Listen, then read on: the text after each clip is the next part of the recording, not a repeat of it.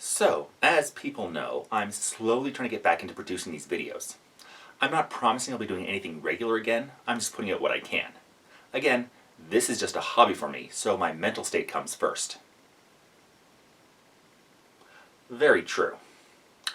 Anyway, instead of my usual respond to 57 slightly different questions we think will disprove evolution that have a tendency to burn me out, I'm going to be making smaller videos, and this week I'm going to respond to a single question that, well, most of us already know and love. This is a chart here when I went on Google to type in human evolution and how man evolved, well, didn't necessarily evolve from a monkey, but a ape-like creature that eventually became a different ape-like creature, which became another ape-like creature, which became another ape-like creature, which became another ape-like creature, and another ape-like creature, and then became a man. Yes, that's how evolution works. Slight changes between generations occur, and when those changes build up so much that the current generation is substantially different from their ancestors, we can say that speciation has occurred.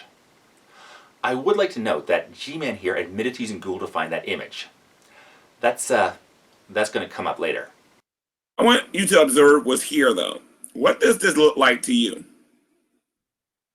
This is like a monkey or a chimp or something that we would see in the zoo, right? A monkey, a chimp, an orangutan, whatever, right? So I already got the critics out there who's going to say this does not look like an orangutan. Let me show you a picture of an orangutan. All right, I would say this looks more like a chimp or a monkey or something, right? Well, it may look like one to you, but no, it's not. Remember, this image is not a scientific description, but an artist's rendition of what is believed to be the descent of man, specifically one from an apologetics site. Our ancestors were not chimps or orangutans. We share a common ancestor with those apes, but we cannot trace our descendants directly to them. Now, over a long period of time, through small changes over millions and millions of years, the theory of evolution is claiming that this is going to turn into this, and then this, and then this, and then this, and ultimately into a man. Now, these other species that this is evolving from have scientific names, like Homo erectus, and other names like that and whatnot, right? Okay, so for my more juvenile viewers, yes, he did say Homo erectus. I hope we can all be adults about this and not giggle at that name.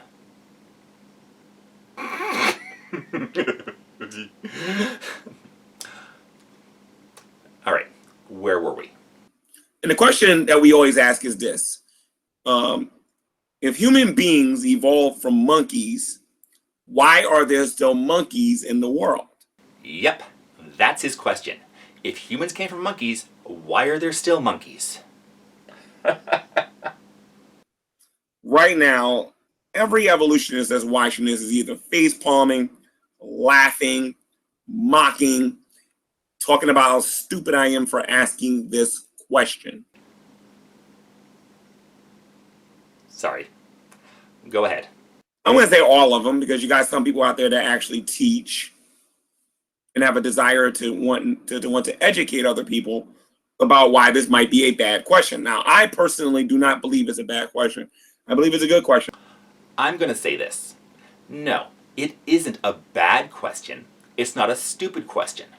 For someone who has just heard of evolutionary theory and is trying to understand it, well, it could be considered a good question because it has a potential to teach. The reason why evolutionary biologists and other science supporters are tired of hearing it and tend to respond with face palms and rolled eyes is because it has been asked and answered multiple times in the past. Pay close attention to the following over-the-top eye roll. Oh, brother. If you really wanted to know, there's this thing called Google that you could have used before making this video. And we know you use Google, you told us to use it to bring up your screen. A quick search of, why are there still monkeys, will bring up dozens, if not hundreds of answers to this simple question, instead of you asking it yet again and pretending nobody has ever answered it before. It's like asking, what elements is water made up of to disprove the periodic table? The answer is out there and incredibly easy to find. But since I'm getting back to the swing of things, let's return his softball question. If you look in our zoos, if you look in nature, you're going to see a whole lot of these. But what we don't see are these.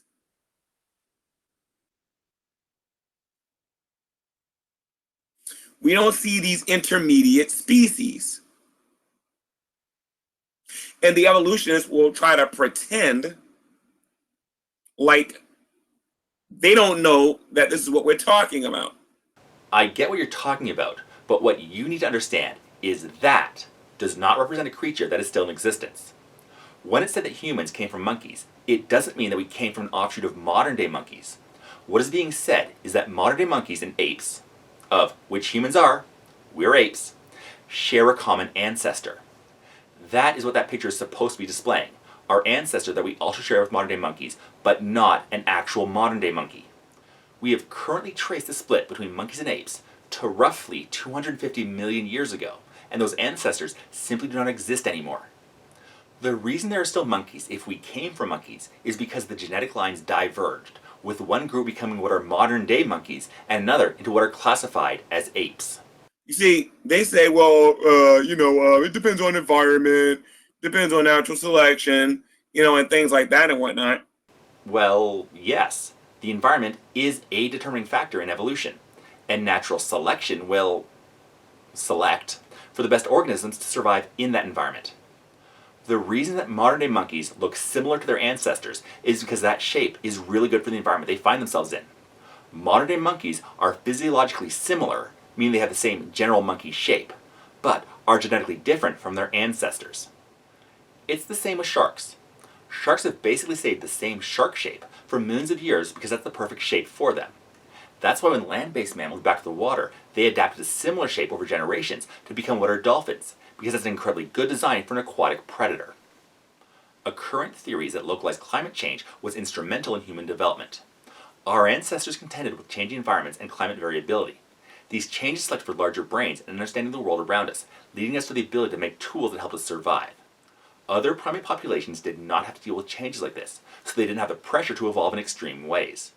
It can be assumed that other groups of primates would have been in regions not as affected by changes in the environment and would not have as much pressure to evolve. This is one example of how organisms can diverge into multiple species. Well, apparently humans evolved from this. Obviously, it was intermediate species. So don't pretend like I didn't bring this up. Over time, this became this. Over time, through mutations and natural selection, you got this, and the same thing caused this, and the same thing caused this, and the same thing caused this. Now, in my debate with Dragnut, I'm going to be talking about a lot of things that we're supposed to see between this and this.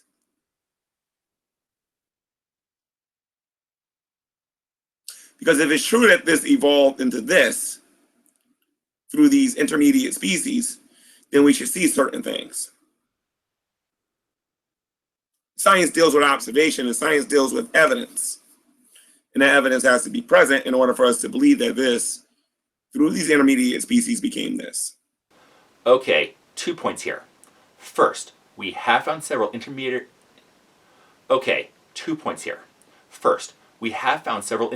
species between humans and our hominid ancestors. Over time, these changes added up and resulted in the current day human form. But it is unlikely we'll have a record of every single possible hominid variation out there. Fossilization is a fairly rare process. We're lucky to have the fossils we do have. But also, even if we don't find that exact link, or any links between humans and our ancestors, we do have evidence that evolution occurs. Slight variations have been observed between generations of organisms, even between human generations.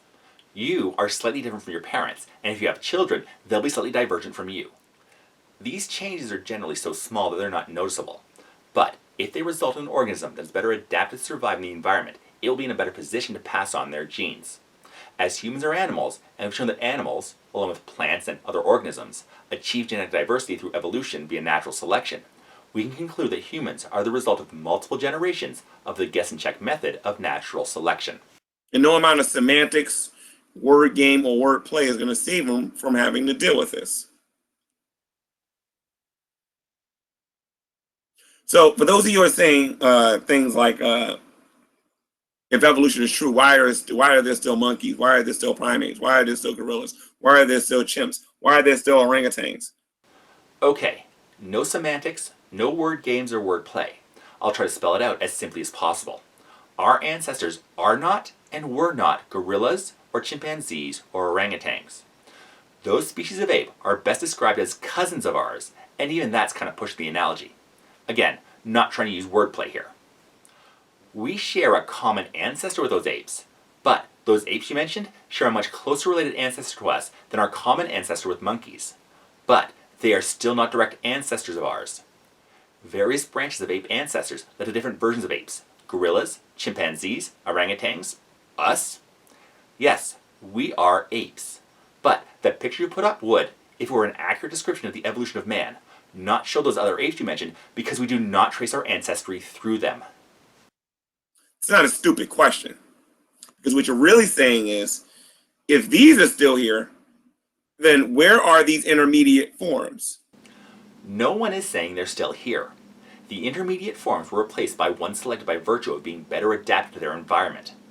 In the same way we don't see ancient monkeys anymore because the population evolved into what we see today, we don't see our ancestors because they've been replaced with, well, us. My video will be called unscientific.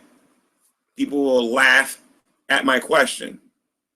What I challenge the evolutionists to do is just to answer it and back it up with science and not your own belief system. Again, I shouldn't laugh at your question. And really, I'm not laughing at the question itself. What does prompt exhaustion and derision is not the fact the question is asked, but rather it has been asked and answered so many times, and the solution is right there for anyone to find. So, why are there still monkeys if we came from monkeys? Because the lineage of our common ancestor branched off, resulting in several species. We're one, and modern-day monkeys are another.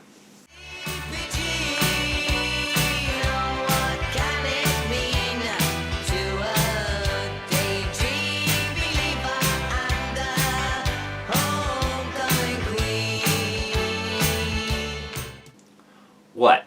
A video where I talk over and over again about monkeys? You know I had to end with those guys. What kind of music are you into? I really like this classical band called the Monkees. Ever heard of them?